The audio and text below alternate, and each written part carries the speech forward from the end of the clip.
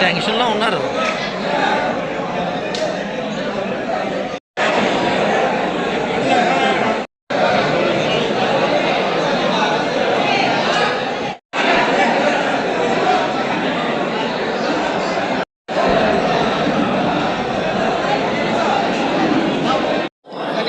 Sir అందరికీ నమస్కారం అండి. ఈరోజు వైఎస్ఆర్ కాంగ్రెస్ పార్టీ రాష్ట్ర అధ్యక్షులు మా ప్రీతమ నాయకులు జగనన్న జన్మదినోత్సవం సందర్భంగా ఈరోజు నర్సీపట్నంలో పలు సేవా కార్యక్రమంతో పాటు ముఖ్యంగా రక్తదాన శిబిరాన్ని కూడా పార్టీ ఆధ్వర్యంలో ఏర్పాటు చేయడం జరిగింది.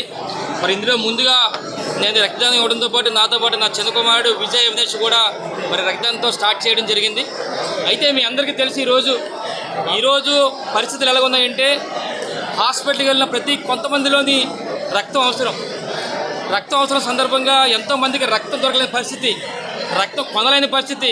ఇలాంటి పరిస్థితుల్లో మనవంతిగా రక్తదానం చేయాలనే ఉద్దేశం మీద 2011వ సంవత్సరం నుంచి కూడా మరి జగనన్న పుట్టినరోజు సందర్భంగా డిసెంబర్ 21వ తారీఖున నేను రక్తదానం స్టార్ట్ చేయడం జరిగింది.